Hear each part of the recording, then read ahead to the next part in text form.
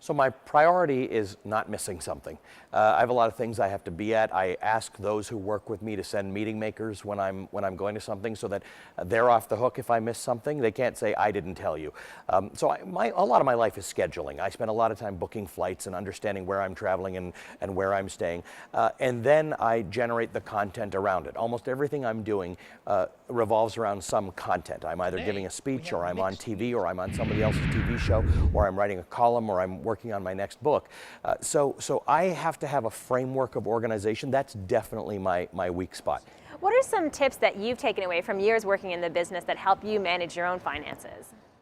Well, I think record keeping is the best thing. This concept of knowing how much you spend is a very, very big deal. That's number one. Most people don't think of spending as their biggest problem, but it generally is. So budgeting and controlling what you spend, compartmentalizing how you spend on things. So I've started using different credit cards for different things. So I have some sense when that bill comes in about why it's so high. Oh, this is the one that I've sort of used for entertainment. This is the one that I've used for business related expenses. So account keeping, record keeping, budgeting, some sense of what you're spending. That's probably the biggest tip that we can give people. Because once you understand where your money is coming from and where it's going, you can make better decisions about it. Is it okay to splurge on that one thing? I mean, there are people who say that, you know what, I have to have that Starbucks coffee in the morning. Is it okay to do that?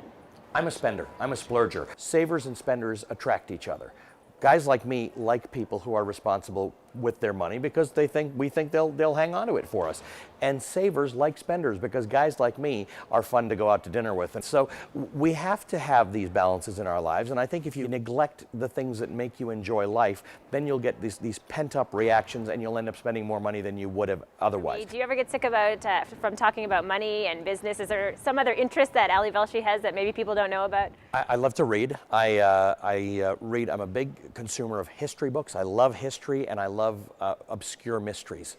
The obscure mysteries are the thing I need to set my mind free at night because I'm not a great sleeper, so I need something that takes me out of my business reading. I love to travel, but I do a lot of that for work, and I love to ride a motorcycle. That sort of clears my head.